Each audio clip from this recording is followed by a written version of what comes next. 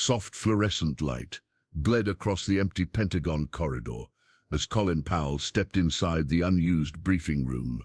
A single young officer stood by the long table, hands clasped behind his back, a sealed folder resting untouched before him. He didn't speak, didn't move, only followed Powell with tense, uncertain eyes, as if guarding something he barely understood.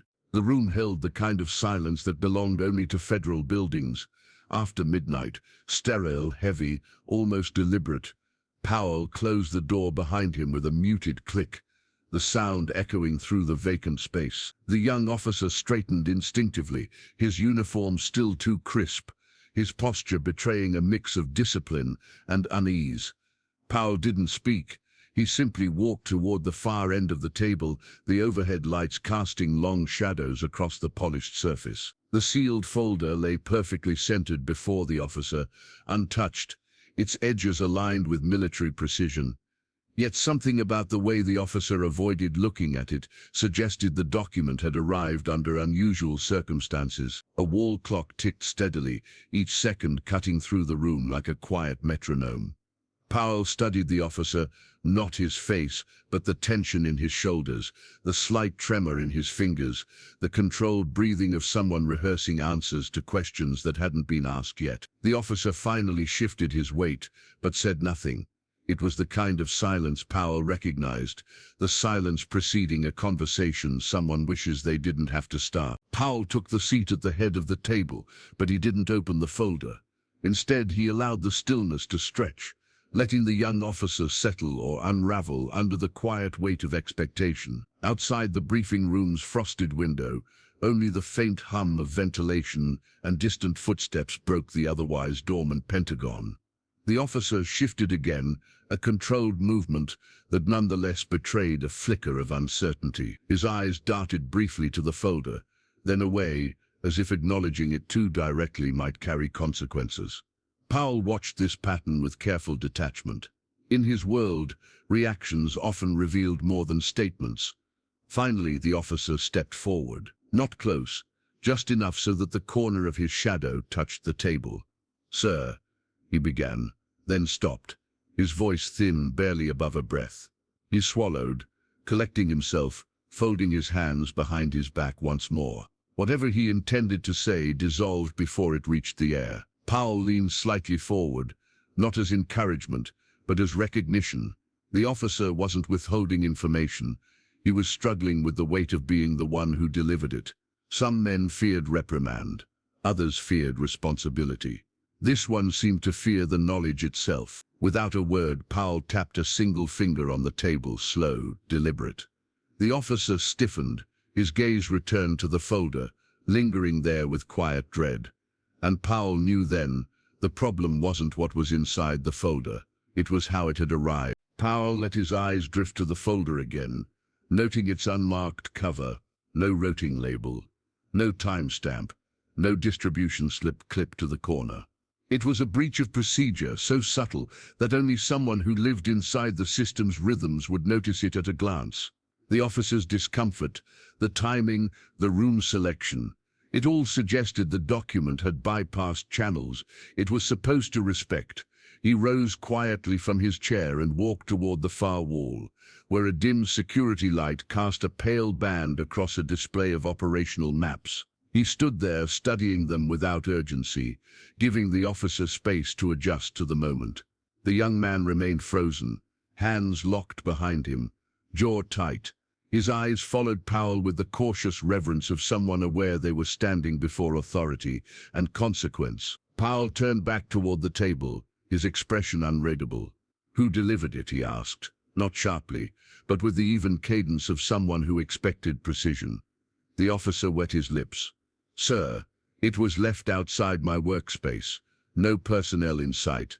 Powell considered that answer. Anonymous delivery inside a secure wing at this hour meant one of two things, an oversight or an intention. The officer's breathing quickened, nearly imperceptibly.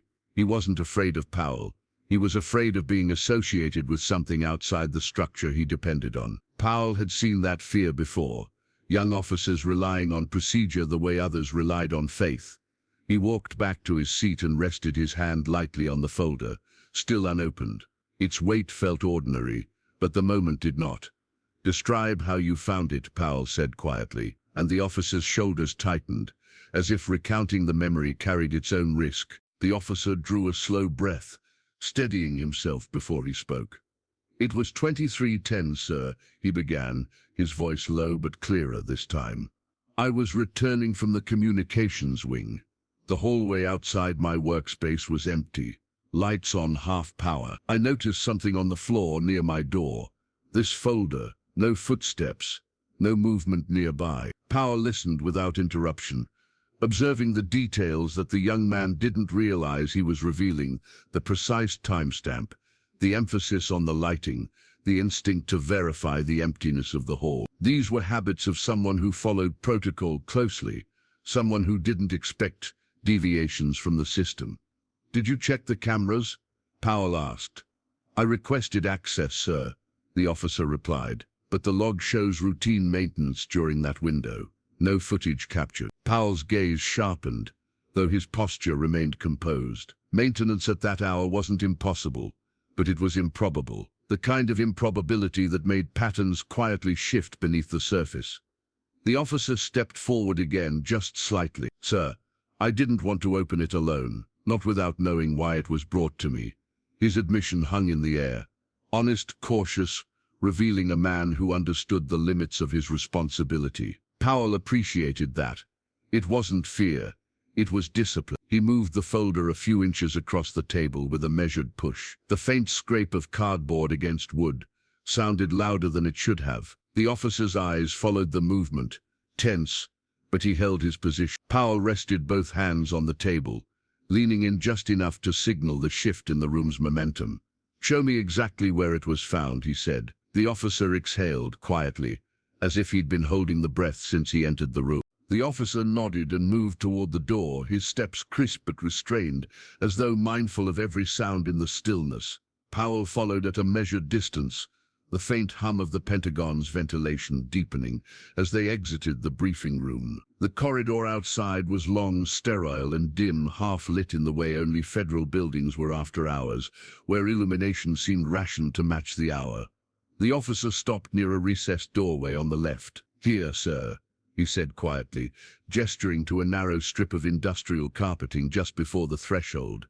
It was lying flat. No scuff marks, no signs of having been dropped. He hesitated. It looked placed.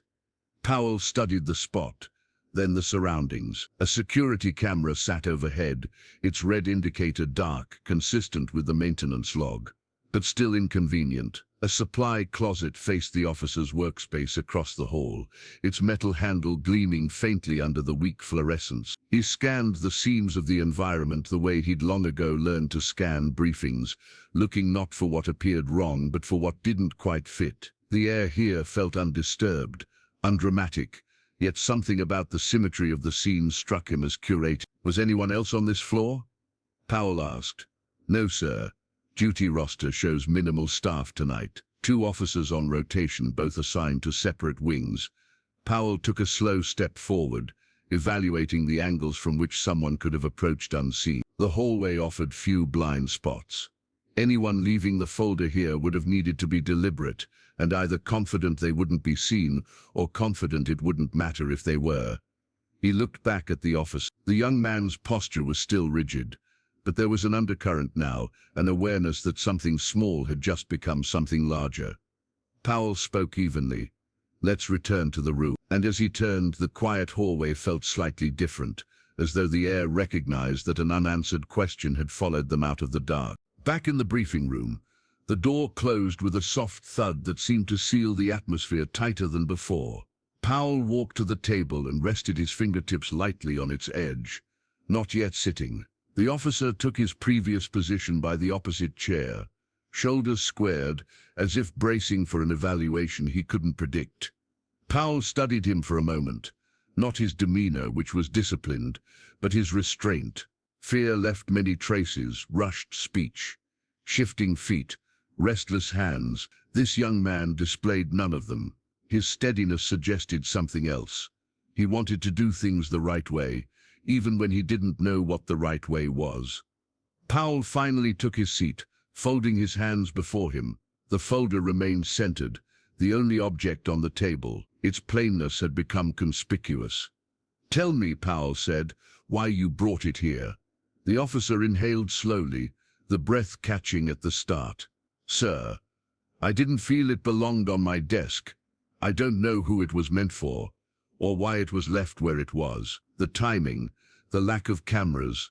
I thought the safest course was to deliver it directly to someone who could decide its relevance." Powell absorbed the answer, appreciating its careful structure. The officer understood risk, not dramatic risk, but procedural risk, the quiet kind that unsettled institutions more than incidents did. "Did you inform anyone else?" Powell asked. "No, sir." "Good." The response seemed to ease something in the officer's posture, a fraction, no more. Powell let the silence settle again, allowing its weight to clarify the moment. The folder sat between them like an unspoken question. Neither man wanted to answer first. Powell tapped the cover once lightly. "Before we open it," he said, "I want you to consider something. Whoever placed this knew it would be found. They also knew where you work, what your shift was, and when the hallway would be empty." The officer's eyes narrowed slightly, not with fear, but with recognition. "So the question isn't what's inside," Powell continued quietly. "It's who expected you to bring it to me." The officer absorbed Powell's words with a stillness that suggested he understood their gravity. Not fully, perhaps, but enough to sense the shift in scale. His gaze flicked to the folder, then back to Powell as though recalibrating the purpose of the room, the conversation, even his own presence here. Powell leaned back slightly, not relaxing but widening his vantage, giving space to observe the officer's reaction, the tension in the air, the way the institutional hum outside the door felt suddenly more distant. In his experience, silence was often the best solvent. It dissolved pretenses faster than interrogation. After several seconds, the officer spoke quietly. "Sir, if someone wanted this to reach you, why wouldn't they deliver it themselves?" Powell considered the question. "Because anonymity protects more than identity," he said. "It protects intentions, it protects outcomes, and it lets the next person," he nodded gently toward the officer, "carry the burden of discovery." The officer's breath hitched, barely perceptible. Powell continued, "You weren't chosen by accident. Someone trusted your adherence to protocol, or relied on it." He paused. "Either way, they expected you not to ignore it." The officer's jaw tightened, as though the implication unsettled him more than the folder itself. His role in the chain, however small, had consequences. That realization had a way of reshaping a young officer's understanding of hierarchy. Powell tapped the folder again, this time with a firmer touch. The sound was muted, but deliberate, echoing faintly across the table. "Tell me," Powell said, voice level, "in the time you've served here, have you seen anyone out of place during these late hours?" The officer hesitated, not from uncertainty but from calculation. He replayed memories, scanning through evenings and corridors, and shifts that usually blended together. Then slowly he nodded. "Sir, there was one thing." Powell waited. "A person," the officer added. "I didn't recognize the uniform, and they weren't on the roster." Powell did not move, but the shift in his focus was unmistakable. A slight narrowing of the eyes, a stilling of the breath, small signals barely visible, yet revealing that the officer's final sentence had touched a deeper thread. "Describe them," Powell said quietly. The officer clasped his hands behind his back again, grounding himself. "It was 3 nights ago, sir. Around Euro 120, I was returning from the lower communications wing. The corridor outside the logistics office was dimmer than usual." He paused, recalling the scene with deliberate precision. "I saw someone walking toward the service elevator. They wore a standard uniform, but the insignia was wrong. Outdated patch, wrong placement. And they didn't acknowledge me." Powell listened without blinking. "Outdated insignias, misdirected placement. It wasn't sloppiness, it was design. Someone wanting to blend in without being identified too clearly." "Did they notice you?" Powell asked. "Yes, sir. They looked directly at me, briefly, then continued toward the elevator. Powell considered that someone confident enough to return the glance, yet uninterested in engagement, a professional, or at least someone rehearsed in appearing like one. "Why didn't you report it?" Powell asked, not accusatory but assessing. The officer exhaled. "Because nothing seemed wrong at the time, and because they moved like they belonged there." He hesitated, like someone temporary working under a different clearance. Powell nodded once, almost imperceptibly. It was a reasonable assumption for a young officer, but the detail mattered now. The timing, the location, the insignia, it was all part of a pattern forming quietly in Powell's mind. He placed both palms flat on the table, leaning forward just slightly. "When they looked at you," Powell said, "what did you notice?" The officer blinked, surprised by the question. "Their expression, sir." "What about it?" "It was neutral, but not indifferent." His eyes tightened as he searched for the right phrasing, as if they were verifying something, confirming I was exactly where I should be. Powell held that thought. Someone inside a secure building, past midnight, wearing a uniform designed not to draw questions, confirming the presence of a specific young officer, 3 nights before a folder appears at his door. The table between them suddenly felt less like a workspace and more like the surface where threads converged. Powell drew the folder closer. Whatever was inside, he knew now it wasn't the starting point. It was the continuation of something already in motion. Powell rested his hand on the folder, feeling the faint texture of its cardboard surface. For a long moment he didn't move, letting the muted hum of the building settle around them like a slow tide. The officer stood rigid across the table, breathing with the quiet discipline of someone who understood that whatever happened next would reshape the night. Powell slid the folder toward himself and opened it without dramatic motion, just a calm, practiced movement. The contents remained unseen to the officer, concealed by Powell's posture. His eyes scanned the first page briefly, thoroughly, before he closed the folder again. He looked up, expression unreadable. "You did the right thing," he said, voice measured, "and you'll continue to do so." The officer swallowed, absorbing the implication without fully grasping its edges. Powell stood, tucking the folder under his arm. The room seemed colder than before, as though the air recognized that something unspoken had shifted. He walked toward the door, pausing only once at the threshold. "From this point forward," he said quietly, "follow your routine exactly. No deviations." The officer nodded, rigid and alert. Powell stepped into the dim corridor, the door closing behind him with a soft, precise click. The building returned to silence, but the night no longer felt like it belonged to routine. It felt like the beginning of something waiting in the shadow.